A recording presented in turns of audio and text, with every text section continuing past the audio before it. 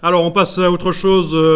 Vous devez être en affichage normal, pas en affichage aperçu. Vous devez voir les balises. Je vous rappelle que si on voit les balises quand on est en affichage normal, c'est parce que dans le menu texte, à un certain moment, on a été demandé d'afficher les caractères masqués.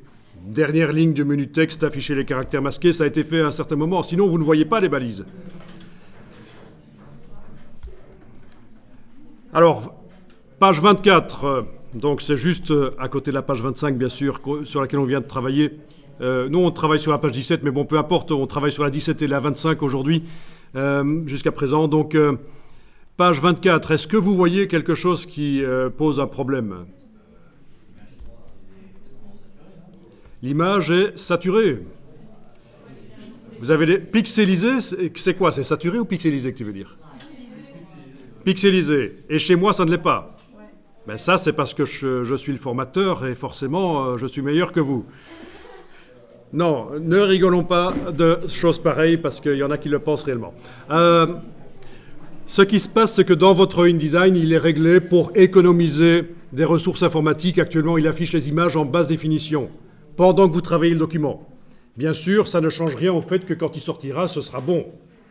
Mais pendant que vous travaillez le document, chez vous, pour l'instant, c'est en basse définition. Alors, si vous voulez avoir les images en haute définition, vous allez dans le menu Affichage, Performance d'affichage, et vous demandez Affichage de qualité supérieure.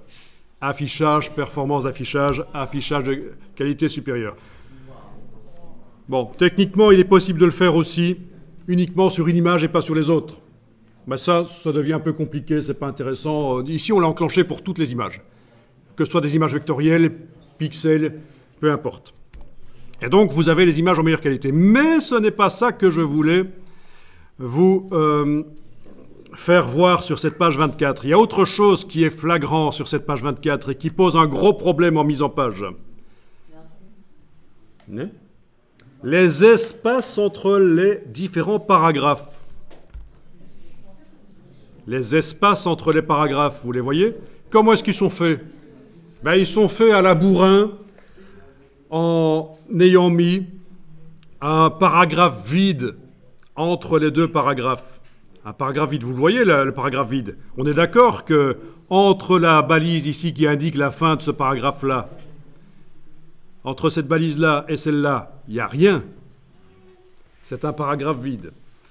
Donc ça, typiquement, les gens qui ne savent pas faire de mise en page, quand ils veulent faire des espaces entre les paragraphes, ils mettent un paragraphe vide. C'est très mauvais parce que ça ne nous permet pas de gérer correctement les espaces entre paragraphes, comme vous allez voir un peu plus loin.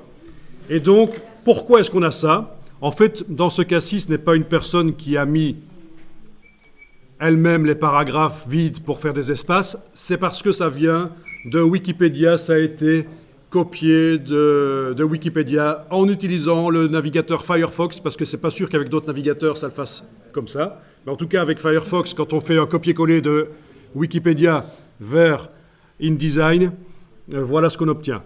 Bon, ben alors, ce qu'on va faire ici, c'est nettoyer tout le document. On va faire en sorte que quand on a deux balises de fin de paragraphe qui se suivent directement sans rien entre elles, eh bien, ce soit remplacé par une seule balise. Et pour faire ça, vous allez dans le menu Édition, Rechercher, Remplacer.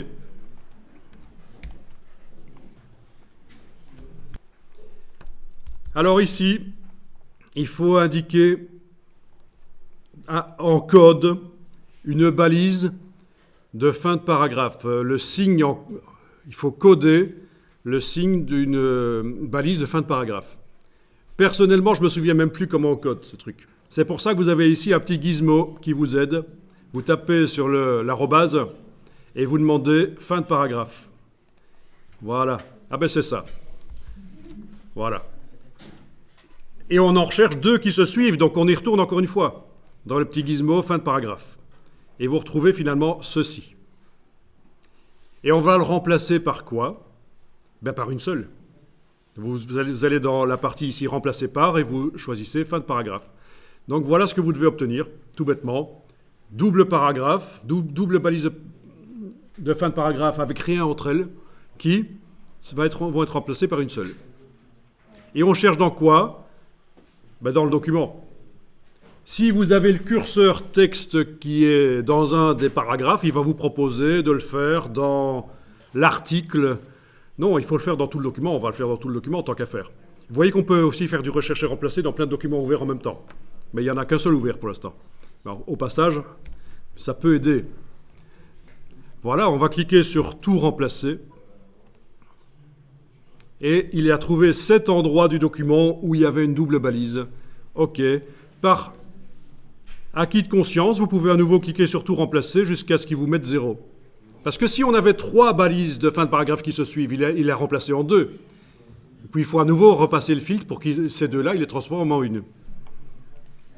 Voilà. Au passage, vous voyez que dans ce rechercher remplacer, c'est extrêmement puissant.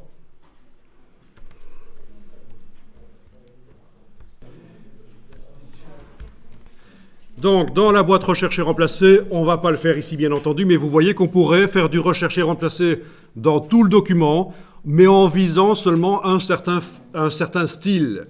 Par exemple, je pourrais faire du rechercher remplacer seulement dans les sous-titres. Voilà. On pourrait aussi ne rien inscrire ici, donc pas faire du rechercher remplacer de caractères, mais indiquer ici un format, un style, et là un autre format. Donc on fait du remplacement de style par un autre. Donc voilà.